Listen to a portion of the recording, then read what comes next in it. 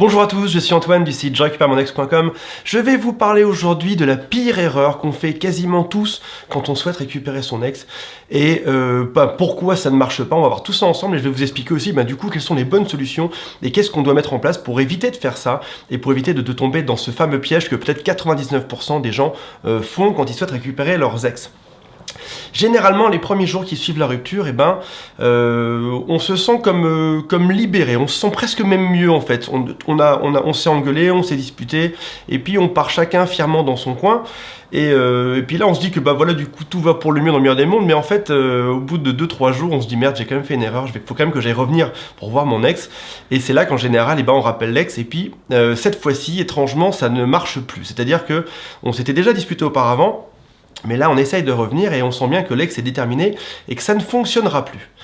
Et là, malheureusement, démarre une espèce de grande spirale, une espèce de grand engrenage négatif qui fait que toutes nos actions vont aller empirer notre conquête amoureuse et ça va juste être de pire en pire. Et chaque pas qu'on fera en avant pour récupérer notre ex fera fuir notre ex. Comme par exemple, on va essayer de négocier avec notre ex. Donc c'est-à-dire qu'on va venir voir notre ex et on va lui dire voilà, écoute, je referai plus ce que je viens de faire, je te promets, viens, on se remet ensemble une dernière fois. On retente, ça va mieux se passer. Ou alors autre chose, c'est qu'on fait des grandes promesses. On dit oui, mais t'inquiète pas, ok, j'ai un peu déconné sur ce point-là ou sur ce point-là, mais ça va aller mieux bientôt, etc. Et donc, on sent bien que dans cette démarche, on est en train de faire des pas en avant vers notre ex pour le ou la reconquérir, et à chaque fois qu'on fait un pas en avant, l'autre fait un pas en arrière. Alors qu'est-ce qu'on se dit instinctivement ? On se dit, l'autre ne me pense pas suffisamment amoureux, il faut que je fasse une démonstration d'encore plus d'amour et que je suis encore plus dingue de cette personne. Donc ce qu'on fait, c'est qu'on va faire des choses de pire en pire. C'est-à-dire qu'au début, on lui envoyait juste un SMS ou deux, après ça, on en vient à lui en envoyer 5, 10, 20, 50, on va lui faire des immenses déclarations amoureuses, on va venir camper en bas de chez notre ex pour lui prouver notre amour, on va lui offrir des cadeaux, on va lui offrir des fleurs, on va faire peut-être même des demandes en mariage, ce qui n'a vraiment aucun sens. Et puis, à chaque fois, on se ridiculise de plus en plus, parce qu'en plus, le pire, c'est qu'on s'en rend compte, qu'on va de plus en plus loin et que ça marche pas. Et on reproduit ces mêmes tests pour essayer de récupérer l'ex, mais en vain. Et il y a des gens qui le comprennent bien, heureusement d'ailleurs. La plupart d'entre vous comprennent bien au bout d'un moment que ça ne marchera pas, parce que lorsqu'on a déjà tout essayé et que ça ne marche pas, on se dit on va changer de solution. Et dans ce cas-là, qu'est-ce qu'on fait ? On boude. Par exemple, on va dire à l'ex, écoute, très bien, tu veux plus jamais me revoir, je pars de ta vie définitivement. Ou alors, voilà, je devais te payer une pension alimentaire, t'en auras plus jamais. Ou alors, j'ai une fille, ma fille et moi, on ne te verra plus jamais. Ou alors, on devait faire ci et ça ensemble, je te punis et je pars de mon côté. Et vous savez, il y a un dicton qui dit que la terre est ronde et que les deux extrémités se rejoignent.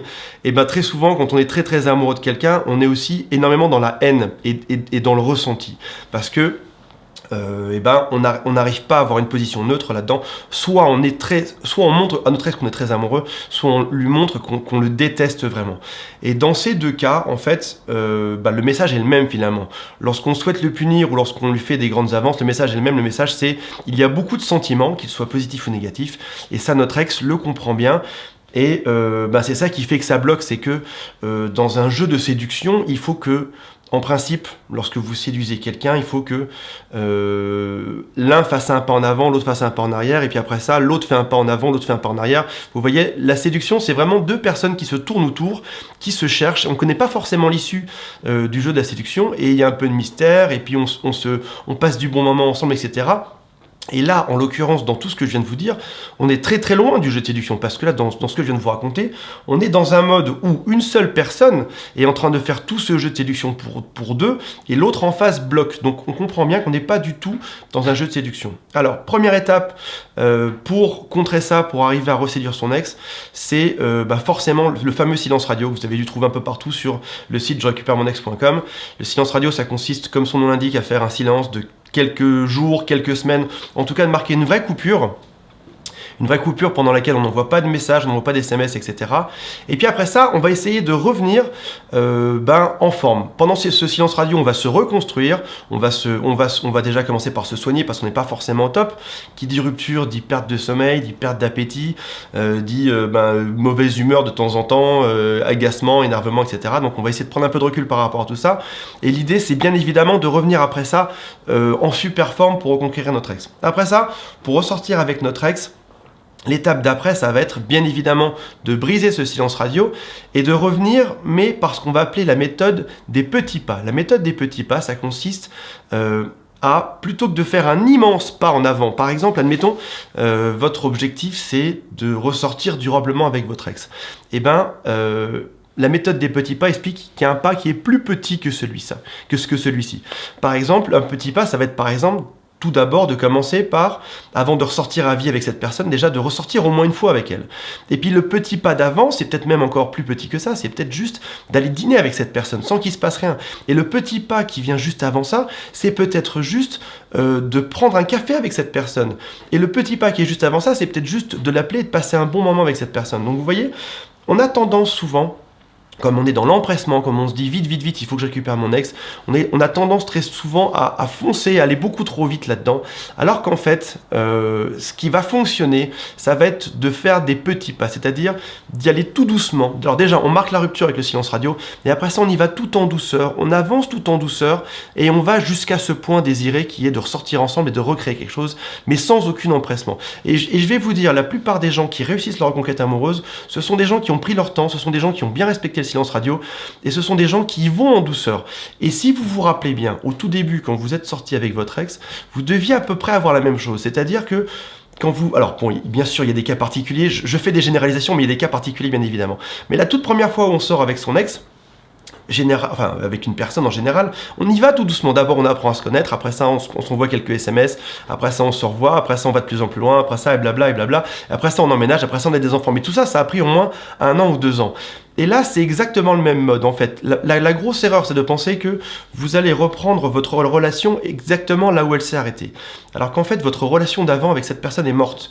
Et vous allez recréer une nouvelle relation sur de nouvelles bases, plus saines, sur une nouvelle communication, sur une nouvelle façon de faire, etc. Et pour redémarrer sur de nouvelles bases, ce qu'il faut, bien évidemment, c'est redémarrer en douceur et y aller tout doucement. Donc voilà, si vous avez bien compris tous ces messages, je vous les rappelle. Première chose, c'est déjà d'arrêter d'harceler son ex, de faire un silence radio et de prendre un peu de recul, de revenir en prenant son temps, de chercher les plus petits pas possibles de manière à recréer ce fameux équilibre. L'équilibre, c'est pas vous qui allez tout le temps être en demande de votre ex, mais c'est alternativement, vous ferez un pas en avant, votre ex fera un pas en arrière. Et je sais pas si je me regarde en même temps à l'écran, je suis pas sûr que ce soit très parlant, mais en gros, il faut pas que ce soit l'un qui cherche complètement chez l'autre. Il faut que ce soit comme une espèce de danse ou une valse où chacun fait un mouvement et où ça avance en douceur. Si jamais vous avez essayé tout ça et que vous sentez que ça ne fonctionne pas, si jamais vous revenez dans la vie de votre ex et que vous vous dites mince, voilà, mon ex aujourd'hui n'a pas l'air réceptif à tout ça, il a pas l'air enclin à m'écouter, etc. C'est juste que votre ex n'est pas encore prêt. Donc dans ce cas-là, qu'est-ce qu'on fait? On ne force pas les choses, on n'insiste pas, surtout pas. On prend du recul, on refait un silence radio et dans 1 semaine ou 2 semaines, on revient, on envoie un petit SMS sympa et c'est parti, on retente une reconquête. J'espère que votre reconquête se passera pour le mieux. Si vous respectez le silence radio et les petits pas, en principe, tout devrait bien se passer. Et je vous souhaite bon courage dans votre reconquête. À bientôt.